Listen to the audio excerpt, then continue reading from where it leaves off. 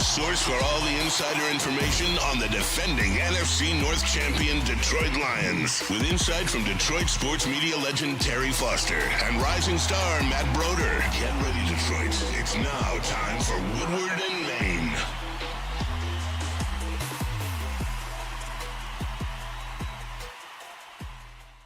Good morning, everybody. Welcome to the Woodward and Main Street Show.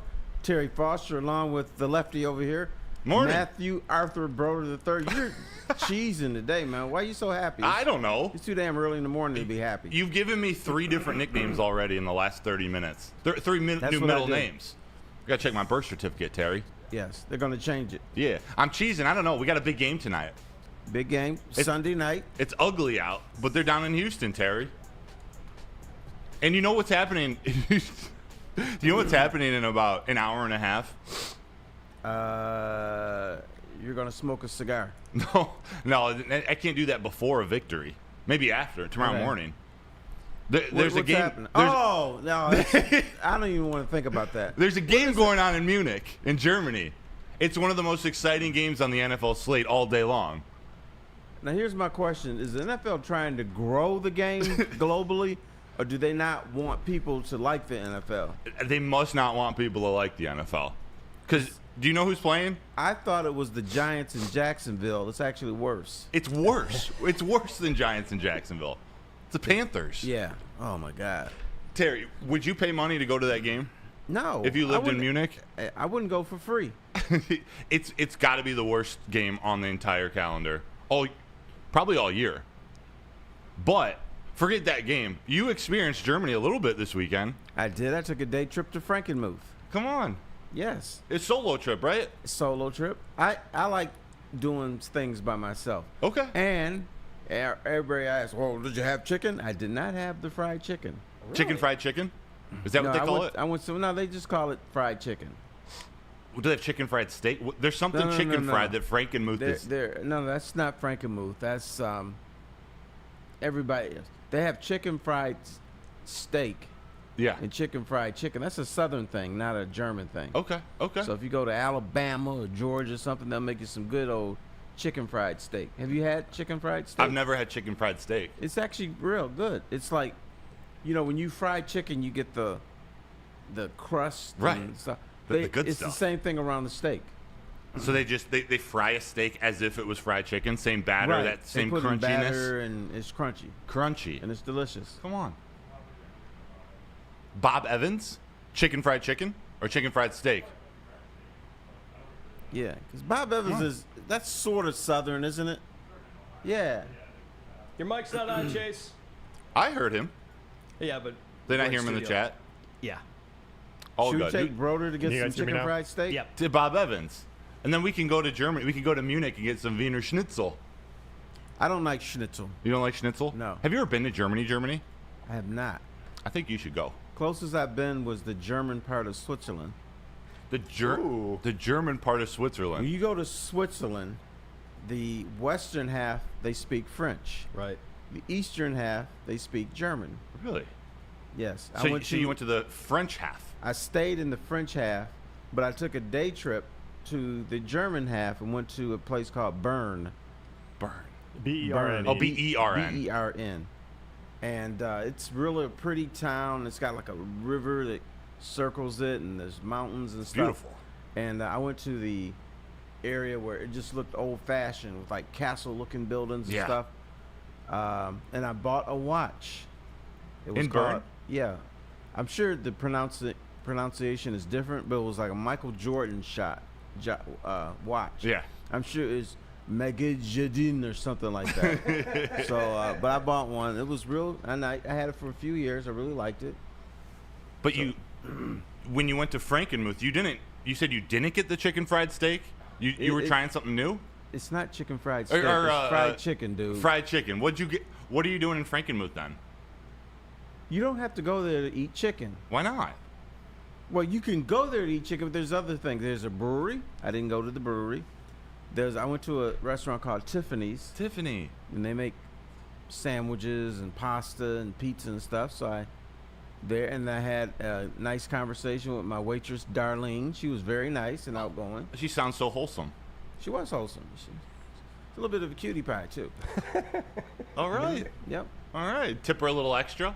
Thank her for her service. I gave her 20%. All right.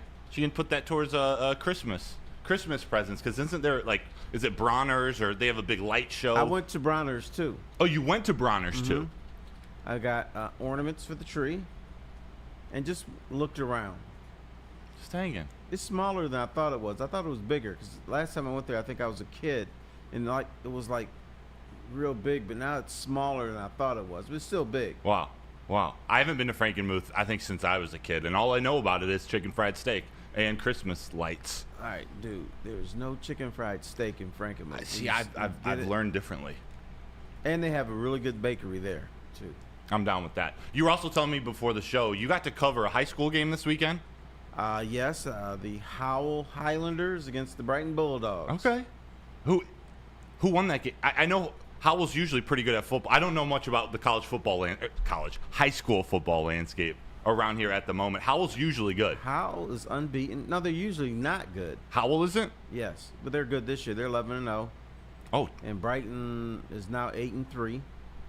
And so that was the district final for there, because I do freelance stuff for I forget the name of WDMI or whatever it Of the Livingston County. WHMI. I write freelance stories for them because I like to write. By the way, shout out Vincent E. and Brad Hendricks in the chat. Both gifted. Actually, Vincent E. another one. Vincent E. gifted 2 memberships to Woodward Sports Network here on YouTube, and Brad Hendricks did one too. We appreciate you guys. We got some OGs in the chat, some longtime listeners. Then if they have longtime listeners, they'll want to hear my soliloquy this morning. Shall we hear it? Shall we get I into have it? a soliloquy, yes. Let's hear it. This is a story that you're not going to hear on any other station in Detroit, because I'm the only one who knows this, because I used to have little conversations with players in the Lions locker room. But once upon a time, when a player was traded from the Lions or left as a free agent, some of the other players on the team would gather him around. They would go out to a restaurant or somebody's house and for a party.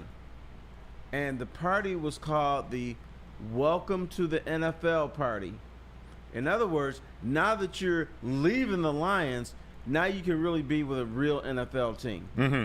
And so they would have the party and maybe drink and smoke and eat and laugh and stuff, and would wish their former teammate well. Right. Well, people always ask me this year and last year with the Lions, have you ever seen this before? When Za'Darius Smith. Za'Darius? I kind of like Za'Darius.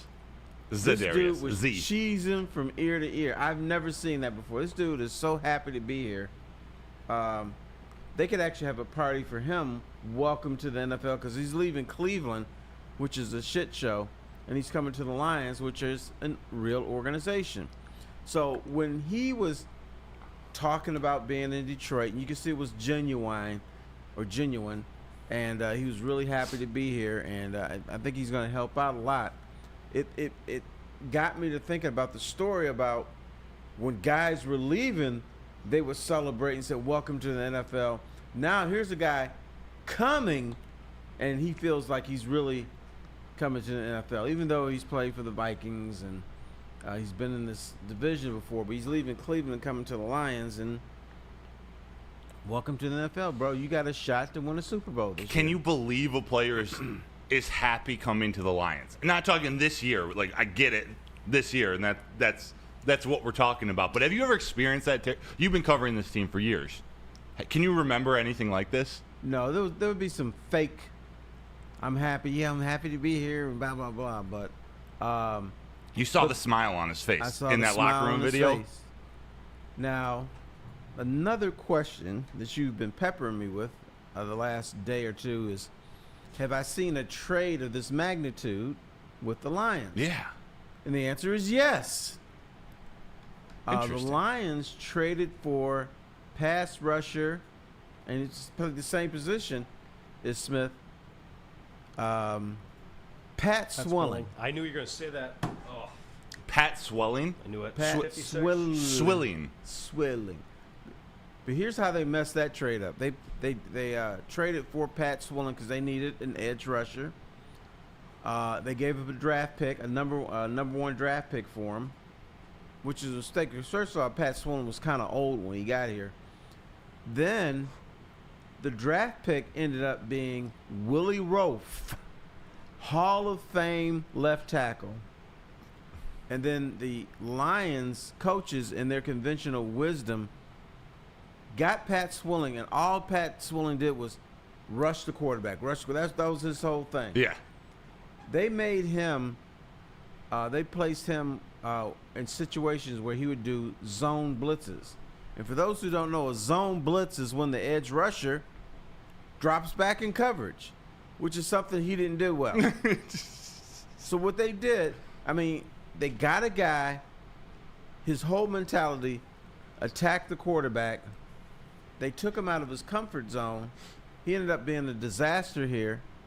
He wanted to get out of here. And then Willie Roaf goes to New Orleans and becomes a Hall of Fame left tackle.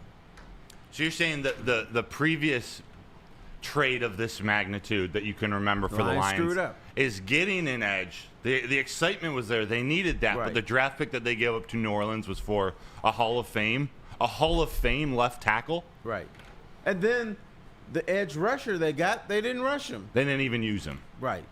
You think this Lions? Oh, go ahead. They used him, but they used him like a linebacker.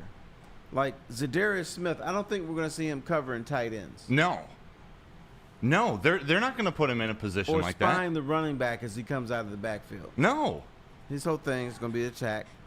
Attack. Yeah. Right. But he's a do-it-all edge rusher. Like he's that type of edge rusher that the Lions love. It's not just the James Houston type where it's only go get the quarterback. Like he's good in the run game. He can play inside. He can really do it all, and he's a 10-year vet.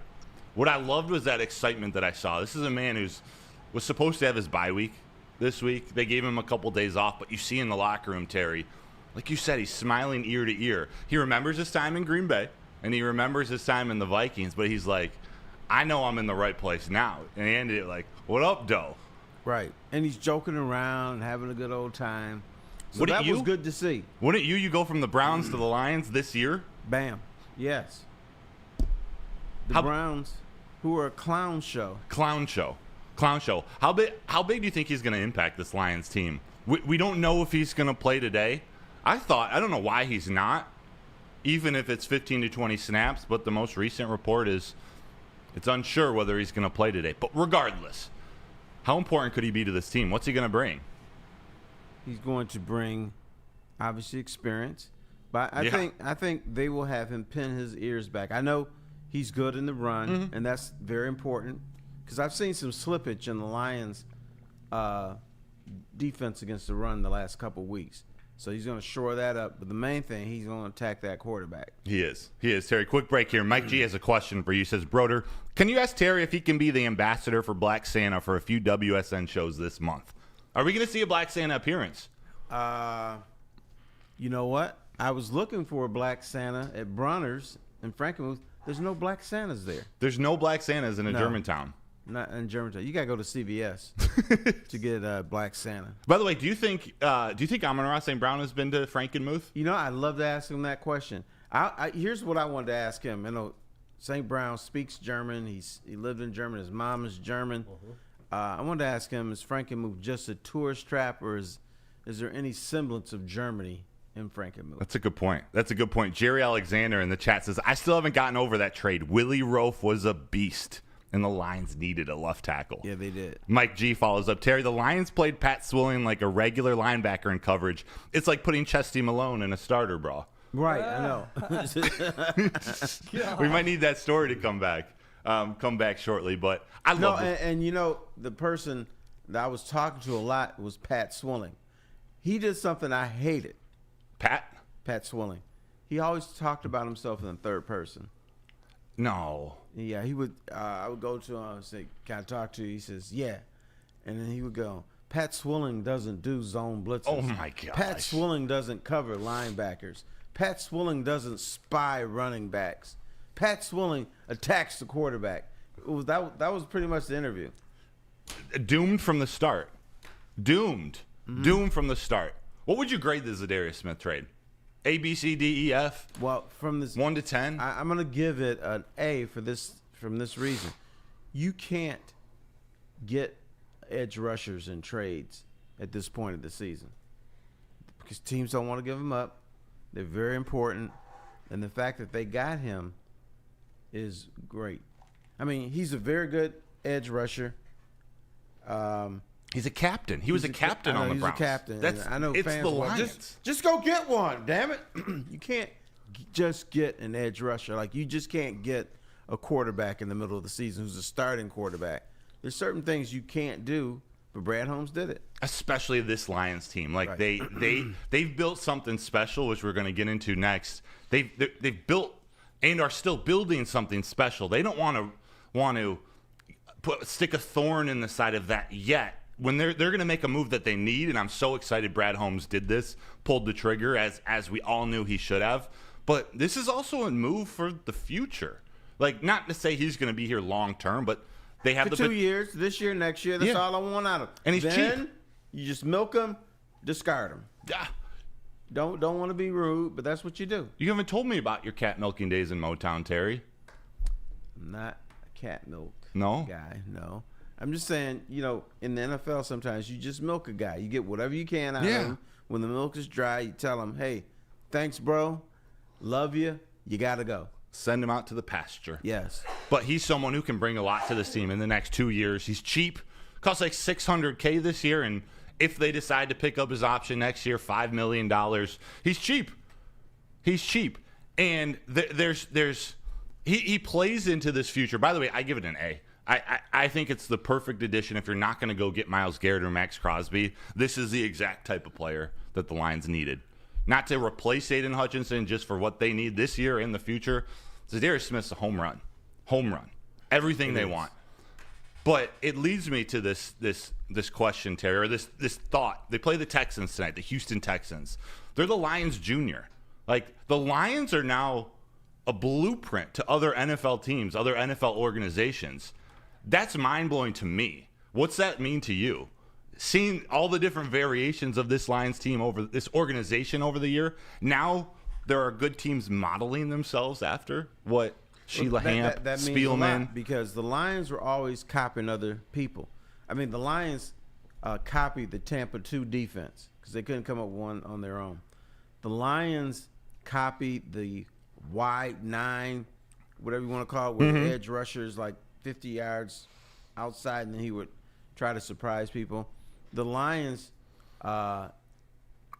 they copied the what was it, the offense, with the shotgun and all that stuff. And they call it the Great Lakes offense. And Steve Mariucci brought his offense from the Niners. You mean the run and shoot? They're always trying to model themselves. Wait, what'd you say? The run and shoot? Yeah. They're always trying to model themselves after someone else. But now, except the Lions' offense wasn't the run and shoot; it was the run and shoot. Right. It was the run and aw nothing. shoot. Right. The run and aw shoot. But no, the fact that people, I mean, they're copying the Lions as far as the Houston Texans are. They're copying the Lions as far as being more aggressive. So it's good to see. And rebuilding through culture. A word that has become a cliche, but it's everything to this Detroit Lions organization, not just the team. We're talking from the top: Sheila Hamp, Chris Spielman, then Brad Holmes, Dan Campbell, and all of these coaches. Houston, when they added DeMeco Ryans as their head coach, that was the sign of, all right, we're doing this different. They had a few coaches as placeholders for a couple of years, but we're building from a little bit from the 49ers system, but it's DeMeco Ryans, the human, the former player, the former linebacker. He's going to lead this team. And the players will follow. The culture will come. And that's so different than what the Texans were like in years past, where they were a mess, trading DeAndre Hopkins to the Cardinals. Turns out trading Deshaun Watson was the best move that they could make, but they still didn't fix themselves immediately. It wasn't until DeMeco Ryans, following the mold of Dan Campbell, former player, a respected player, and a respected man who can command a locker room. Houston's on the way up. They're up and down right now. They're on the way up. Young Buck. Yes. In the last 30 years of the Detroit Lion coaches, there's only been one guy that the Lion players regret that they couldn't play better for. The rest of them, they were just expendable. They knew the coaches weren't good. There was one guy they thought was good, but they were terrible around him, and so the Lions had to fire him. Do you know who that is? Is it Jim Caldwell? It is not. That's probably, but it's not anyone, probably not in my lifetime. Steve Mariucci. Steve Mariucci? Mm-hmm. That was the one guy they got into a huge argument, the players did, about you're letting a good guy go because you fucked up. Yeah. Well, they did. Not him. Wasn't it doomed from the start? I think you've told me the story of when they drafted Joey Harrington. That was the last guy that Mariucci wanted. Yeah, it was. In fact, I did a story on Joey Harrington. I'll admit, it was a crappy story because Joey Harrington says, I'm going to lead this team to the playoffs. We're going to win playoff games. We're going to contend for titles. But I wrote it anyway. So anyway, I asked Steve Mariucci questions about Joey Harrington, a little softball questions. And I've always found no matter who you talk about on a team, the coach is going to say something nice about the player because that's his guy. Mm-hmm. When I asked him about Joey Harrington and about the fact that he could help this team and stuff, Steve Mariucci had a look on his face like he had gas. He was like, Joey? Yeah. He's like, really? So I'm like, okay. You don't like this guy. No. Your first quarterback? Matt Millen, who drafted him, did not want to draft him. Who did Mariucci want to be drafted? Was that 2003? Quentin Jammer. The cornerback out of like Virginia Tech? Mm-hmm. Or where'd he go? Washington? I'll look it up. College. Thank you. Wait, you had a comment real quick before you look that up. You were saying something to Terry? I think I remember hearing this from T-Fox. It might have been off air, but didn't you say he said Joey Harrington has good breath or something like that? That was like his compliment. Breath. Like he has like his breath smells good or something like that. I don't remember that. I just know he said he sucked pretty much, but he didn't say that. But you know, reading between the lines, it's like this is not my quarterback. I'm stuck with this dude. Yeah, I got you. Quentin Jammer went to the University of Texas and was drafted by the Chargers, I think, in that draft, but out of Texas. Also, Brad Holmes Orr in the chat says, Terry Foster being positive about the Lions makes me happy. That means we are actually good. It means you're actually the best team in the NFL. That's right. That's true. That's right. In terms of being in the best in the NFL, I'm skipping ahead real quick because he just led me there. We were talking before we figured out we were looking at maybe an older article. There was a Yahoo article before the 2003 season. Before 23. The 2023 season that had the Lions fans ranked 24th in the NFL. So 2 years ago, ranked 24th. Terry, where would you rank them now? Lions fans. This moment. Right now. Right here, the Lions fans have to be the best in the NFL. Yeah, right. And when you talk about tradition and they wouldn't be number one. But the fact is, what other fan base is traveling on the road the way they do? What other fan base makes it impossible to hear in their stadium? What other fan base is so charged up over this team? And what other fan base has forgiven their team for being crap for decades? Detroit Lions. Nobody else. This is the only one. So I would say I dare someone to challenge me. Somebody's better at this moment. Yeah. Maybe if you go back over the last 10 years and you include all that, maybe fans in Pittsburgh, Green Bay. Mm-hmm. But I'm talking about this moment. And in fact, my wife sent me this video, and it's a flight from Detroit to Houston, and they're screaming Jared Goff. My brother-in-law, Big Ralph's voice is on that video. Really? Yes, I can hear him saying Jared Goff. Jared Goff. Right. The chants keep coming. No matter where he is, he likes them too. I was at a high school game this weekend. Howell Brighton? Howell Brighton. They started chanting Jared Goff. And you said there's a quarterback in that game. You were doing some scouting for CMU? Well, no, CMU already scouted it. The quarterback for Brighton is going to CMU. Fire up. So you're saying Central Michigan now has a quarterback, but Michigan doesn't? Correct. Fire up chips. Fire up chips. This weekend, there was way too much red this weekend. This is why the Lions need to win today. We can't have another team in red win. Ohio State wins. They beat Purdue 45-0. Indiana comes to the big house.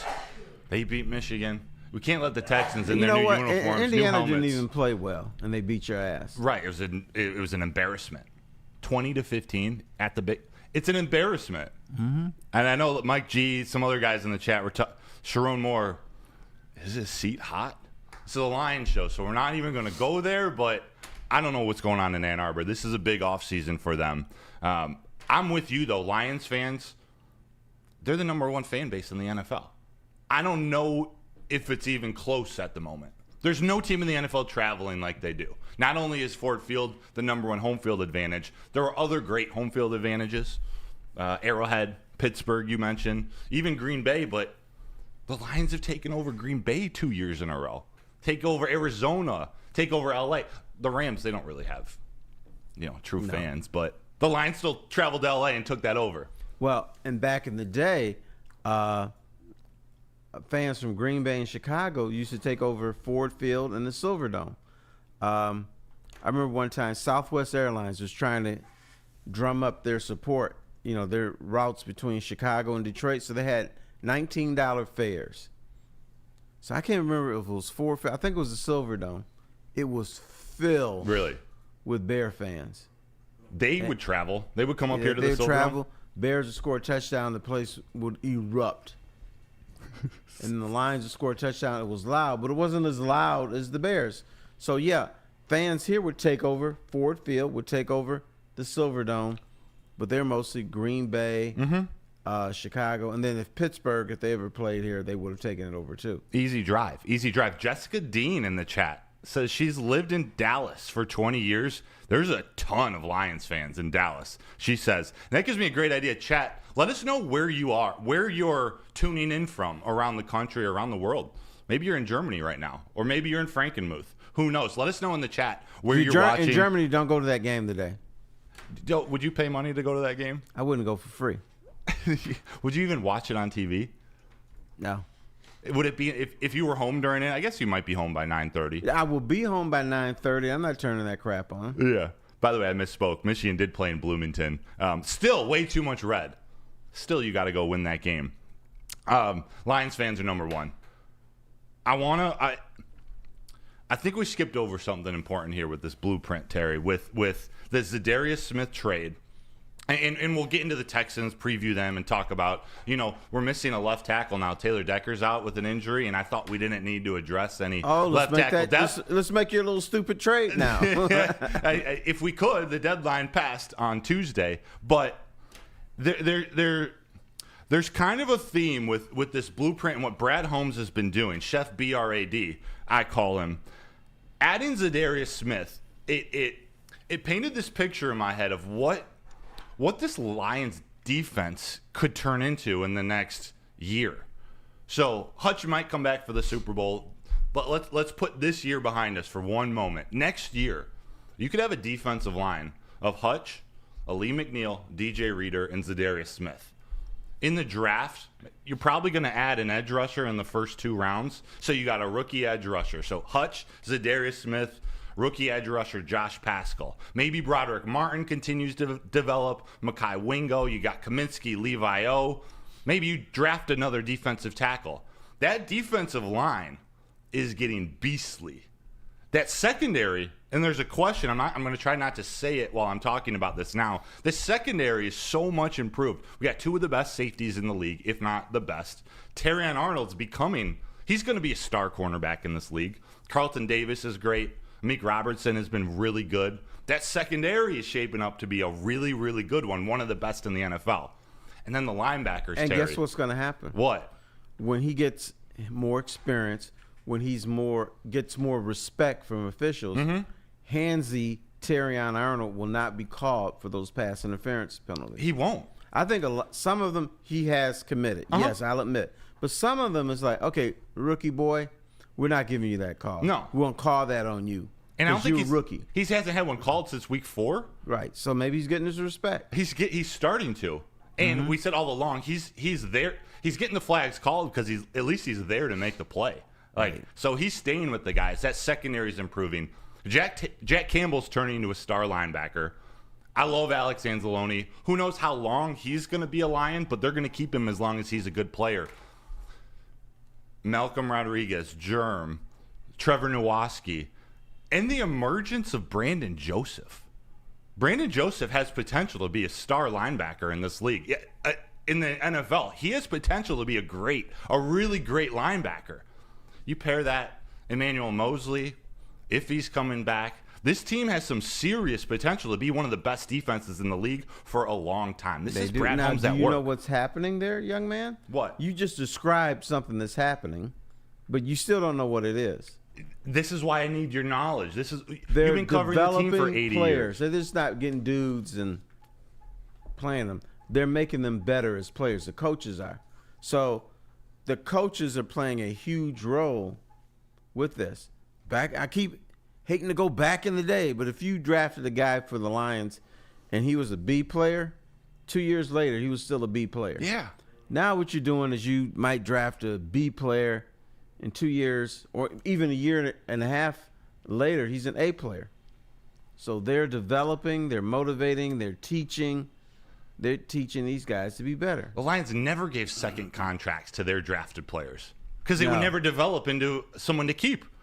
Right. They would go sign elsewhere, and then they would emerge in whatever role they had on the next team. They would probably become stars. Right, and then if they gave players a second contract, fans would bitch about it. Why you got pay this guy? It's unnecessary. Don't pay him. Right. Wait. He's not that good. Wait. Wesley Dixon Sr., he's living in Houston, but he's originally from Michigan. We got people all over the country. Where was this? Eric Burrow, he said his buddy became a Texan fan recently. Time for the Lions to show him he chose wrong. I saw one else in here. No, I know Brandon Joseph is a safety, by the way, right now, but he's got linebacker skills. The way he can, the way he's been stopping the run, he's gotten better each year. Now he's trusting his instincts. He'll move to linebacker. Yeah. Let me explain something to people out there listening to our show for the first time. Matt Broder over here is always trying to change positions for people. That's if you're a safety, now you're a linebacker. If you're a cornerback, you can be a safety. Mm-hmm. That's what he does. He likes to shuffle the deck. That's what Aaron Glenn does. Aaron Glenn, he doesn't attack scheme with scheme. He attacks scheme with personnel. He puts the right players in the right positions. That's why we see Nowaski coming off the edge. We're seeing Kirby come off the edge. He gets a pick six against Green Bay. They draft these players for this exact reason. It's positionless football. It's true. Say it what you want. They got guys who can play any position. You always say, I give you different names. So I've given you 3 different names today. Yeah. I got one more for you. Hit me. Shuffles. Your name is Shuffles now. Sonic, Knuckles, and Shuffles. I'll take it. Throw me right in line with those 2 running backs. Another move. 2 more moves that Brad Holmes got criticized for. Look at what's happening. Oh, he got crushed for the Gibbs move. Running back at number 12. Inside linebacker at number 18 with Kalijah Cansey on the board and all these cornerbacks that everyone needed. Brad Holmes is a legend. Is James Houston the only player that isn't working out? To be determined on Broderick Martin and Gio Manu, the projects. But the dude keeps hitting. They keep hiring and upgrading their coaching staff to develop these guys. Terrell Williams, man, he's the best defensive line coach in the league. Aaron Glenn is the best. Okay, he's a top 3 defensive coordinator in the league, and he's having fun. The fans now. wanted to fire last year. Yeah, everyone calling for his job. Okay, I see what's going on in Detroit, and yes, Aaron Glenn wants to be a head coach. I would have a hard time walking away from what's being built right now. He's gonna have to at some point, but maybe we get him for another year. To be determined. Maybe. He's got dudes coming. You know what the little secret thing that's happened that people don't talk about with the defensive line? Alim McNeill is a monster. He's crushing dudes. I'm so glad you brought him up because this is prepped in prime for an Alim McNeill. What was that? The Giants game a couple years ago where it was 3.5 sacks or so. He was dominant. This is an Alim McNeill legacy game. Is that what people call they put everything on the line, a legacy game or something? Sure. The Texans, great defense, very, very good defense. Nice pieces on offense, but the interior of their offensive line has been the worst in the NFL for the last couple of weeks. They're vulnerable. And it would be a shame if you didn't have Smith in there, Za'Darius Smith. This is an opportunity for the Lions to put pressure on Stroud, but then if you don't have Za'Darius Smith, then it would be a shame if you waste this opportunity to put pressure on the quarterback. Yeah. Because that's what's happening now. CJ Stroud's not getting enough time to do his magic. He's not. And he's not a runner. He's good in the pocket, and he can scramble a little bit, but he wants to sit in the pocket. Yes. And he wants to step up in the pocket. Like, that's when he's at his best, stepping up. So if you're getting pressure on Juice Scruggs and who do they even have starting at left guard? I was going to say, they have injuries, so like they don't even have their regular starters in the interior offensive of the line. Kenyon Green's out. He's on injured reserve. He's blown. Kendrick Green, he blows. It's what is it? Juice Scruggs, Shaq Mason, Jarrett Patterson. They're vulnerable at the worst possible time. And I don't know if Za'Darius Smith's going to play. I believe Adam Schefter reported he's unlikely to play. Lions have him at questionable. While we get into this, let me go through some of these. As of last night, Taylor Decker's ruled out. Malcolm Rodriguez, Jalen Reeves-Maybin, Broderick Martin, they're all also ruled out. Questionable. Za'Darius Smith's questionable. That's the only one. Everyone else is playing. But on the Houston Texans side, some big ones. Will Anderson Jr., their second-year edge rusher, he's out, ruled out with an ankle injury. Nico Collins, their wide receiver, is questionable, coming back from the IR. Tank Dell is questionable. Defensive tackle Folorunso Fatakusai, he's questionable too. They have a really good defensive line. He's a big piece of that. He's been playing really well. So they do get back their linebacker, Aziz El-Shahir. He was a captain with the 49ers. Oh, there we go. There's the Lions stuff. Aziz El-Shahir was a captain for the 49ers. Actually, I don't know if he was a captain for the 49ers. Came over from the 49ers and is now a captain of the Texans, as well as Jimmy Ward at safety, a captain for the Texans. So they're returning some great players. But they're missing Will Anderson Jr. and possibly Nico Collins. Normally, if you're questionable, you play. Agreed. But that might be different for today. I have a sense that Nico Collins isn't going to play. If I were the Texans, and maybe this is the same argument we had last week about Jordan Love, Terry, but if I'm the Texans, he hasn't practiced much, or I don't know if at all, maybe a little bit Friday. He's coming off the injured reserve with a hamstring injury. I'm not just like rushing him back and throwing him out there on prime time, on Sunday Night Football prime time. Hey, Brody, here you go, Houston. Oh, Jesus. The list is long. The list is long. Even their left tackle, Laramie Tunsil, I think is one of the best in the league. He's had like 14 penalties this year. So it's not just the guys they're missing. Their timing's all off. Their offensive line is struggling. This is an opportunity for the dudes with the big butts, Terry. DJ Reader, Alim McNeill. If Za'Darius Smith plays, coming over the left guard and not just rushing off the edge, this is a game where the defensive line, honestly, the defensive line needs to dominate. Right. Now, we always talk about Brian Branch and Kobe Joseph. Yeah. Kirby Joseph. Kirby. Maybe today is the day that we're talking more about Alim McNeill, because this might be the opportunity for him to, bust that middle up, stop the run, and also get to Stroud. I think so. This might be his game. Maybe I think he gets 2 sacks today. 2? For an interior? Oh, it's possible. Alim McNeill's that kind of guy. When he gets hot, especially when you got a vet like DJ Reader right next to him, just he knows his job is to do whatever it takes to get Alim McNeill a sack. Just eat up as many blockers as he can and let Alim McNeill go get that quarterback. 2 is a lot of sacks for a defensive tackle, but at least be careful. I am. And I may have given away my answer to this next question. Will there be more sacks today on CJ Stroud from the defensive line or from the secondary? Defensive line or secondary? I'm going to still have my faith in the defensive line, because Za'Darius Smith could play. He's a wild card in this whole thing, and maybe the Lions don't want to let the Texans know that he's going to play. They might be. Steve Lehman, one of our OGs in the chat, he does say it looks like he's not playing. I haven't seen an official report. It could be a little gamesmanship. Like, I think there's some gamesmanship with Nico Collins, because preparing for Nico as your number one versus Tank Dell, who I respect and is a really good player, two different types of number ones. You know what I was going to tell you? What? Wait until 1 o'clock to find out. But wait a minute, this is the new Lions. They don't play at 1 o'clock on Sundays anymore. When are they playing, Terry? 8 o'clock. Yeah. Sunday night football. This is going to be a fun matchup. Hell yeah. They don't even. When was the last time they lost on primetime? Stop. This Don't team say it. shows up. It's not just getting the primetime games. They show up. What would you consider the playoff? Houston, their last prime. This is the second of 3 primetime games in a row for Houston. They got embarrassed. At least their offensive line got embarrassed last week against the Jets in Thursday Night Football. Lions show up to play, but something's got to give. Lions are 4-0 on the road. Houston's 4-0 at home. Right. Houston. Which reminds me, I gave you a homework assignment. My dog ate it. No. It's you can do this. The most optimistic Lion fans picked the Lions to finish 14-3. The Lions are now 7-1. Look at the remainder of the schedule. Pick out 2 losses. Wow.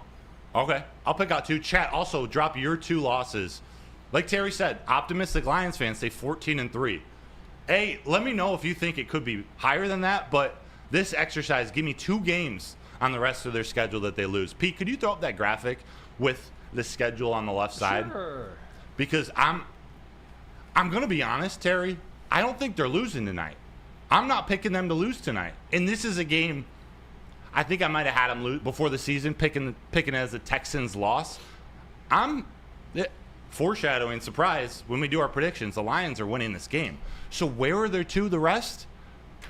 It's not the Bears at home, and it's not the Packers at home. Even though it's Thanksgiving Day, I don't think they're going to. I got 2.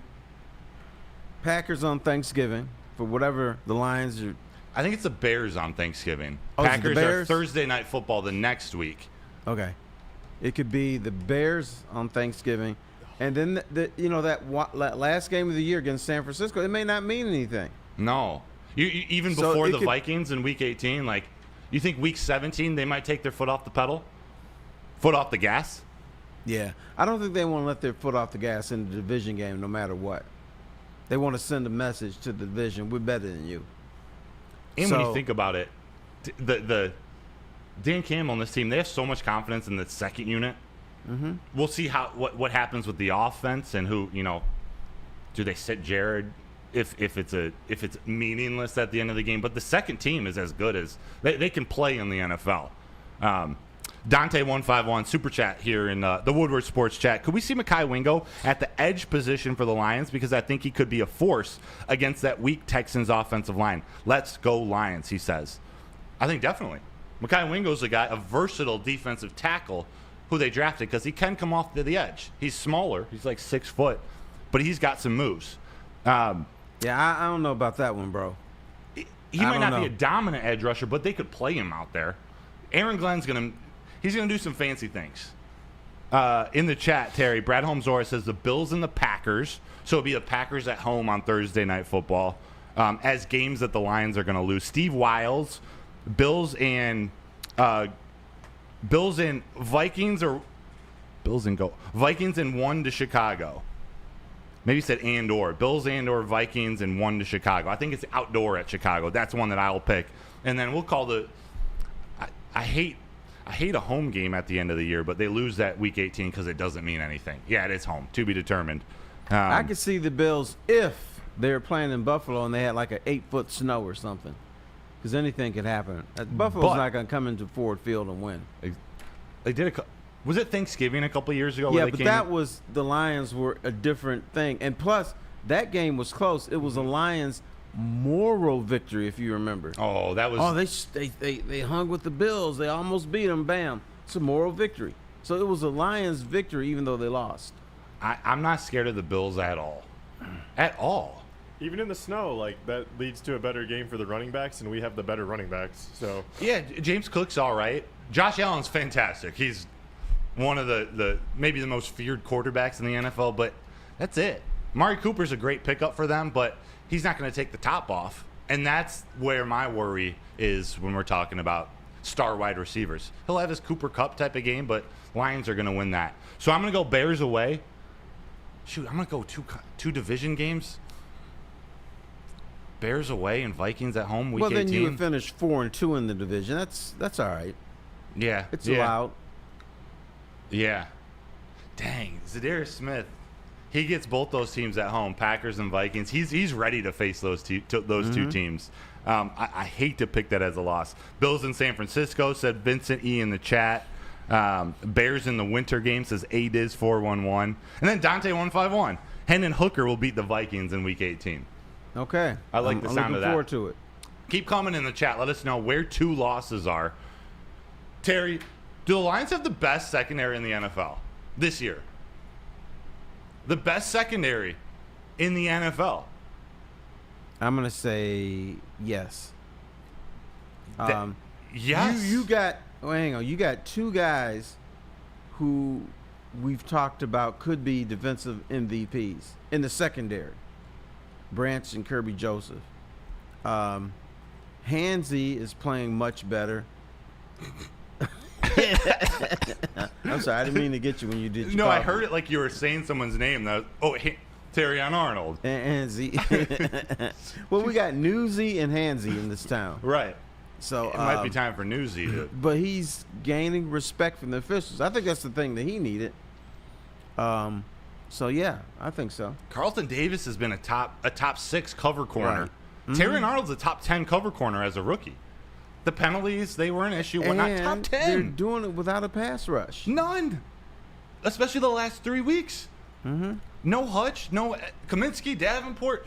Name edge rusher that started the season, and it was expected on the 53-man. They don't have it. Right. I have this philosophy about the NFL. If you don't have a pass rush, I don't care how good your secondary is, they're going to get gashed. Mm-hmm. And they get dinged up, but they don't get gashed. No. And they make plays. They don't make the same mistakes twice anymore. Right. They make plays. They don't give up the big plays as much anymore. The Texans, the Texans secondary might be one in that mix of like some of the better secondaries in the NFL with Derek Stingley. I can't believe I'm saying that with Jeff Okudah on their roster, but take that for what it is. Derek Stingley's playing great. Kamari Lassiter out of Georgia. Are you going to say this after Jared Goff completes his first 25 passes today? Yeah, they're still going to be. Jared Goff's on a different level, right? He's playing out of his mind. Right. He's on fire. Dare I say, in fuego. Jared Goff is special. We'll get to that. We can actually go as long as we want, depending on when you need to leave T-Foss. But you know who Jared Goff is, though. Check down Charlie. Check down Charlie. Which is fine. It is fine, but I heard this morning.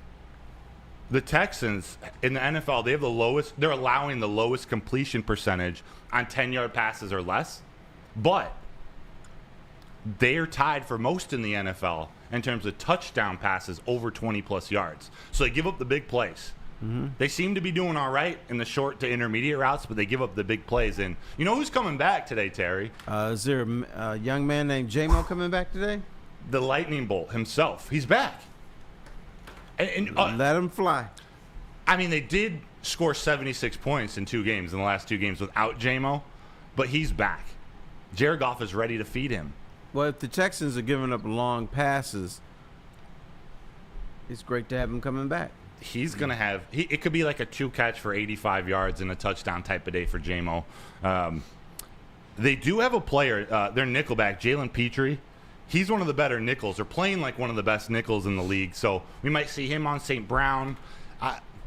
It's almost like we don't even need to talk about the offense, but it is Lions offense versus Texans defense, strength on strength. I still don't see how the Texans stop the Lions.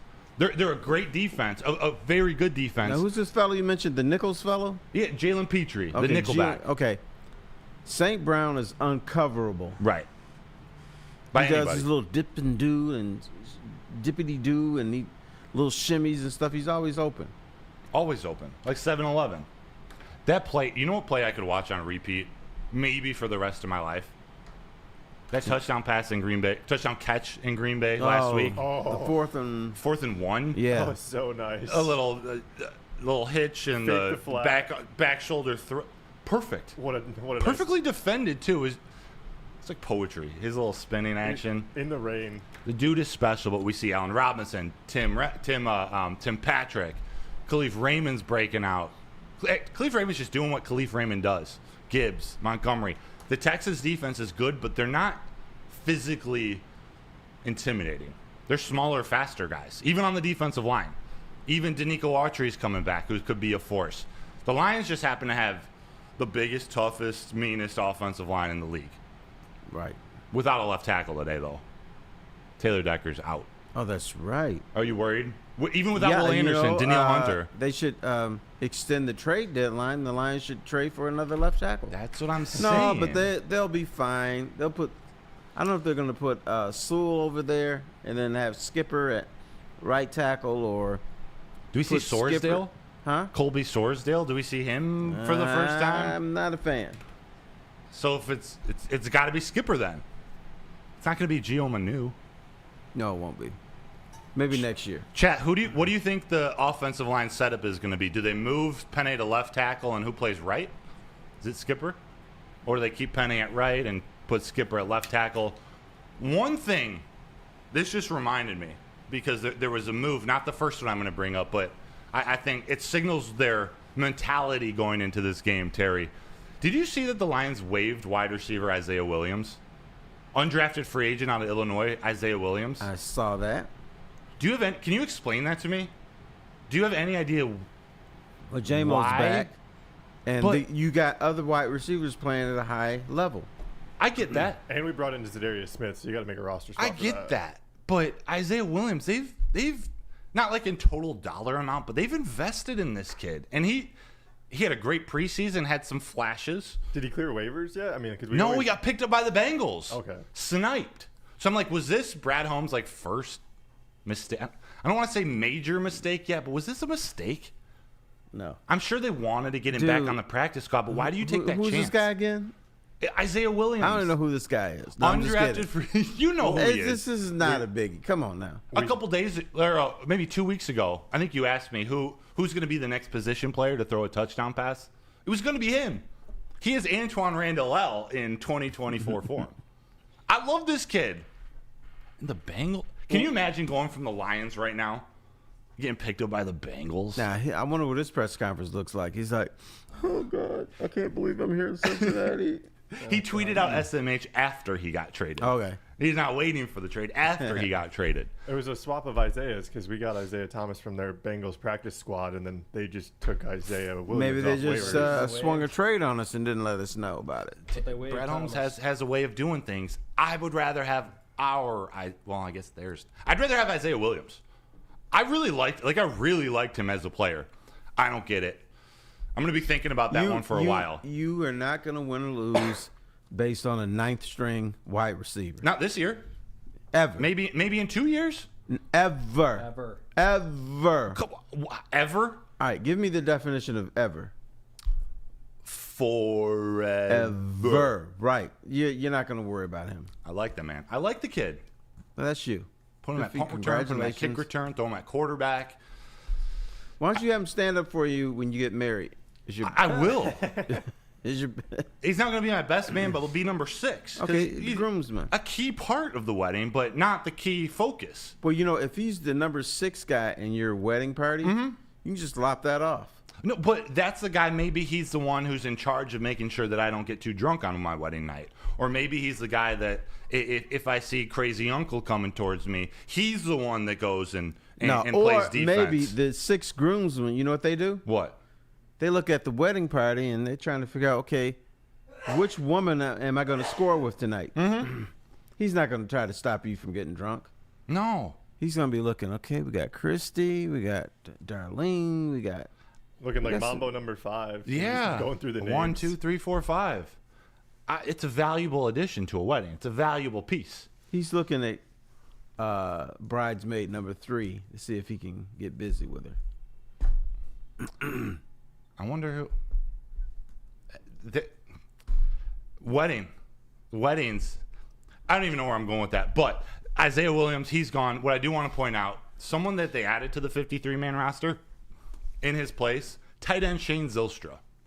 Might not seem like anything to you, but to me, that move alone signals what they're going to attempt to do in this game. They're just going to attempt to overpower these guys. They're missing Taylor Decker, so they're bringing another tight end. They're going to do some creative schemes with the offensive line. Ben Johnson and Hake Fraley are going to use Zylstra and Brock Wright, who's from Houston, just outside of Houston, and Sam Laporta in the pass block game and the run block game. I think the addition of Shane Zylstra is a move that signals the Lions are going power today. They're just going to try to overpower It would make the Houston sense Texans. for them to do that, but I bet you they don't. The reason it makes sense to do it is because Houston, defensively, they're very good in third and long. You can't convert. Very good. Right. So if it's 3rd and 3, 3rd and 2, that's like the Lions are going to, they get 2 more cracks because Dan Campbell's going to gamble and stuff. The gambling, man. You're right. Chuck Brewer, he's with you, Terry. Says, Broder, undrafted and not on the field, you're overreacting. I'm overreacting about Isaiah Williams. You are. Okay. Hurricane says, Williams is just buried on the depth chart. Okay, fair. I know he wasn't going to play a huge role this year. You know what they should do? They should have J-Mo suspended for 1 more game so you can get your boy out on the field. Well, Roger Goodell will take care of that for some reason today. Why don't you call up New York and say, you know what? Lions don't need J-Mo. They need Isaiah Williams back. They do. Maybe not in this. This game is a J-Mo game. J-Mo scoring a tutty. And who was it in the chat? Brian Rue said Brock Wright anytime touchdown. Hometown guy in Houston. Ben Johnson likes getting creative and scheming up things for National Tight Ends Day. Give the tight ends touchdowns. If there was a National Running Back Day, they would each have 250 yards rushing. That's what Ben Johnson does. Anytime touchdown for Brock Wright. That's what I'm talking about. Burn in the chat. $5 super chat. I read part of it, but I'm still going to say thank you, man. We appreciate you. Burn, Broder, you can't even put him above 6 on your best man depth chart. That's buffet scout team at best. Actually, that's a good line. Yeah, you know what? I don't know what's wrong with you today. I was going to take you to Frankenmuth, but I don't want to be seen with you in public. Why not? I'd be embarrassed. Come on, Smiling's my favorite. You got Isaiah Williams. You're all been out of shape over there. Yeah, I love the kid. You want to trade for a left tackle. Backup left tackle would be huge right now. Dan Skipper can help him out. One game. I am confident in Dan Skipper for a game. I'm not worried about that, especially with Will Anderson not playing. I'm not worried about Skipper. It's if Taylor Decker has to miss an extended period of time, that's where the worries come. I'm not worried about one game. They'll figure it out. But I like the role players. I like Rodrigo and Germ, and Nowaski's playing great in Hutch's in Derek Barnes' absence. This is part of what the Lions. We talked about the blueprint at the beginning. This is the Lions culture. Next man up. They're not fearful of number 2 or number 3 on the depth chart. AG talked about Brandon Joseph. AG and Jim O'Neill, their defensive special assistant, couldn't say more good things about Brandon Joseph. He had to come in when Brian Branch got ejected from the game in that call last week against Green Bay. They had to adjust their game plan a bit on defense without Branch, but they're as confident in Brandon Joseph as they are in anybody on the roster, and that shows. Brandon Joseph, he's played great when he's come in. It's 6 tackles last week or something. All right, but Jeff, there's a lot of moving parts of the Detroit Lions now. A lot. One, they have very good front-end players. They have good depth now because that's the thing that Brad Holmes has been trying to add to is the depth. So that's 2. And then if that doesn't work out, they schematically can change things up on teams to confuse them. Yeah. So the Lions have a lot going on. You don't need to make any of your little hokey trades. You don't need to take the roof off of Ford Field or anything silly like that. They're fine. Mike G. Terry, get Broder some chicken and a foot-long bratwurst. Oh, and some good beer. Frankenmuth Brewery up the street. Mike G knows. I have not been to the brewery. You haven't? I have not. Randall Smalls wants to talk about guest houses and warm beer. Does that trigger anything for you? Warm beer? Well, in Germany, they drink their beer at room temperature. Yeah, I want some coldness. I'm an American, man. It was weird. They do that in England too. Do they really? Yeah. Right. I can appreciate that. I do like a good warm temperature Guinness. Yeah, And Guinness that's has how to be room temperature. That's the only way to drink it. You have to. Only way. It's how it's meant to be poured or meant to be, released. I'm down with that. I spent some time in Germany. I played over there for a year after. In Munich. The game's in Munich tonight, right? München. I would recommend everybody go visit Germany. I would recommend everybody go visit Germany. You know what I wanted to do? I wanted to go to Germany during World Cup. That's the year I was there. I'm not a big soccer fan, but I wanted to be there with all the festivities and all the stuff going on. I was going to get myself some strudel. Some strudel? A Hefeweizen? Huh? A Hefeweizen? Hefeweizen. Yeah, or some apple wine. And get myself a little stein with my, because the Fosters, we have a crest. So maybe I can find a stein with my little English crest on there. I thought Foster's was Australian for beer. That's commercial. Okay. Foster is actually Irish. It's an Irish thing. You're Irish? That's what I've been told. In fact, I got a black Irish Santa? Yeah, I was a black Irish. No, I was getting these emails and stuff from these people in Scotland. I think it was Scotland. Yeah, it was Scotland. Wanted me to come over to the family reunion. No, it was in Ireland because there's a little tail. It was in Ireland. And so I was talking to this guy, and I said, I don't think I'm related to you. And I said, fine. I said, I'm black. And then he wrote back, I don't care just as long as you're not Scottish. There you go. So come on over. That's a bar. Yeah. That's a bar. That's an Irishman for you.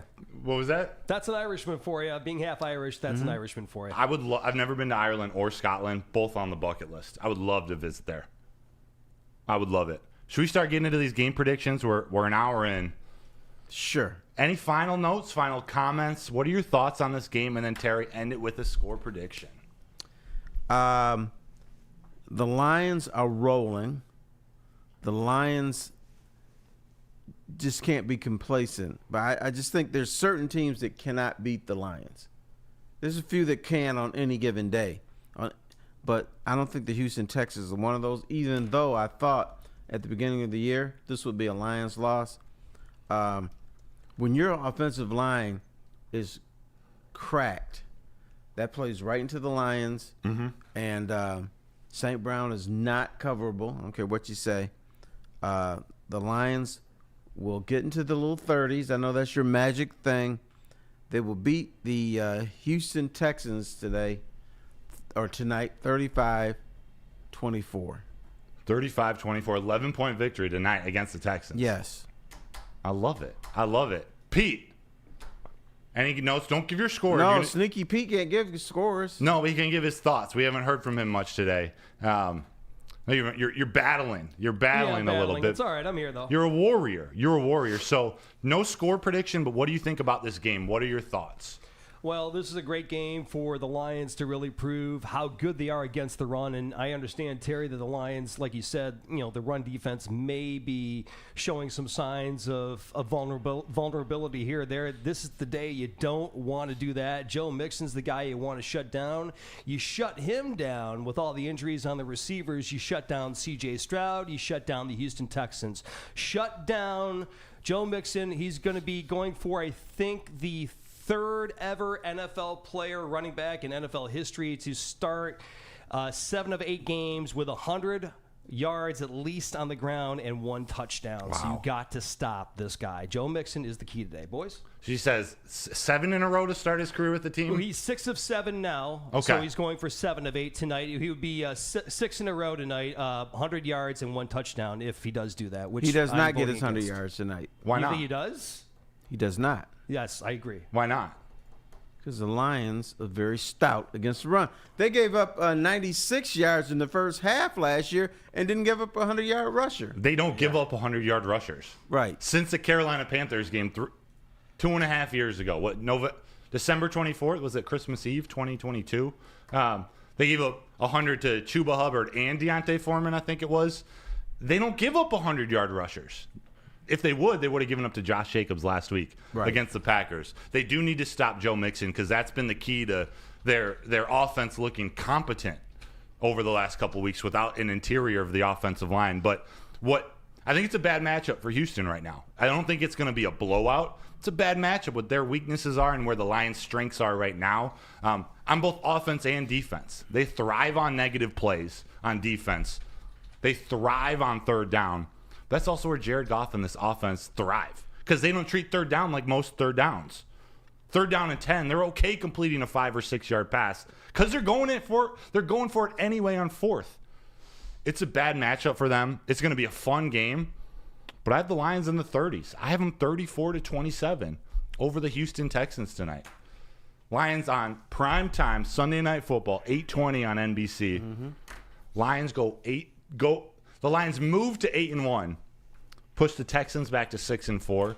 Lions just continue to roll. They got Jacksonville next week. Who's after Jacksonville again? We're in Indianapolis. Jacksonville, you got to win those two. We're talking about a team that could be 10-1 in 3 weeks before Thanksgiving. Can I give a favor? Of course. Don't start the game at 8:20. Can they start at 8 o'clock? Terry, I would love that. It's too late. 8:20 is too late. How about 7:30? When do the games start? 4:25 and they end about. I know they want the whole pregame show and. Yeah, I know. How about 7:45? I'll take anything 8 or before. Because I understand, during Monday Night Football, you want the West Coast people, to get home from work and be able to watch an entire game. But it doesn't make sense on a Sunday. Everybody's home, or they're at the beach, or they're wherever. They can get home by 4:45 to watch a game. Right. Greg Alspa in the chat, Terry. 35-16 Lions. Vincent E. 42-17 Lions. Ooh. Art Vandelay, Brock Wright touchdown plus 900. Another hometown guy. Art Vandelay playing into, was it Dante or Byrne or Brian Ruth earlier in the chat said Brock Wright scoring a touchdown today. Jonathan Lord, 52-9 Lions. Woo. 5 sacks, 2 interceptions, 2 forced fumbles, a safety, and a block field. Oh, yeah, I see you, John. It's going to be another one of those Titans games. He called that on Friday. Oh, really? Morning, yeah. So that's a completely serious comment? But yeah, he's sticking with it. I respect it, for sure. I'm okay with it. John's a dog. He's always in the chats, too. Eric Burrow, 48-12 Lions. I'm not seeing Terry, Brad Holmes, Aura, Mad Dog, Brian Ruth, IT Hips. A-Diz 411. I'm not seeing a Houston victory anywhere. And you wouldn't see that in a Detroit thing anyway. True, but not with the way this team is going. They're the best team in the NFL. You got to give respect to the Chiefs. They got Patrick Mahomes. The Detroit Lions are playing the best football of any team in the league. Denver Blair, 34-17. I love it, Terry. Any last comments, or are we going to wrap this up? No. Enjoy. We'll be back here tomorrow morning, 7 a.m. Bright and early. What's the name of the show again? Well, Woodward and Main Street. At the intersection of Woodward, Sports, right, and Lions, the Lions Main. Tonight, though, pregame show is not at 10. It's not from 10 to 12. Neil Rule and Sean Belegian, they're going from 6:30 tonight to game time. So Neil Rule and Sean Belegian, they're hosting the pregame show here on the Woodward Sports Network at Hayes Social out in Shelby Township from 6:30 to game time. The heavyweights, the Woodward heavyweights, Spenny and Easy. And I think they have a couple of guests coming, like Cody from the Detroit News. I think he's going to be in the building. Speakeasy and Spenmo Rex, they're hosting the watch party. Start of the game to the finish, and then Stick and Anson. This is all at Hayes Social. Stick and Anson. So Neil's going to be at show. the bar at 6:30. Mm-hmm. And he's going to how long? He's going till game time, but he also said he's going to hang around for a bit. All right. People, when you see Neil Rule pass out on the bar at about 8 o'clock, it doesn't mean he's drunk. It just means it's past his bedtime.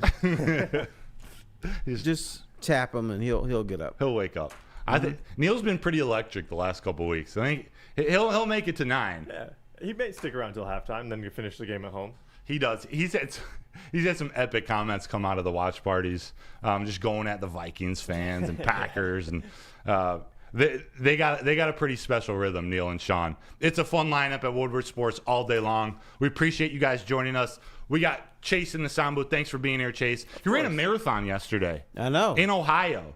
Wow. 26.2 miles. Yeah, Don't do that again. I'm gonna. I just don't know if I'll do it on a trail. No, again. he was going up and down hills. If you do a marathon, do a flat one. Yeah, Flat, facts. right? Yeah, for sure. Like, that's Kyrie Irving's favorite kind of marathons, too. Flat. Right. Like the earth. Yeah. Yeah. And we got our boy Sneaky Pete in the sound booth. Thanks for being here. I know you're not feeling well. Terry, it's always a pleasure doing a show with you. You are a legend. I look up to you. It's a fun time every morning we get to do this. This is Woodward in Maine. We got the Houston Texans tonight. Everyone go Lions. Hit the like button, please, on the way out. And we'll see you at 6:30 for the pregame show. This is Woodward in Maine. Should be fun. It's the New Holland Brewing Company Lions pregame watch party. Every Lions home game live from Second Best Bar, Detroit. Enjoy the pregame hype with a live broadcast every week with Woodward sports personalities like Neil Rule, Sean Belegian, and the Heavyweights.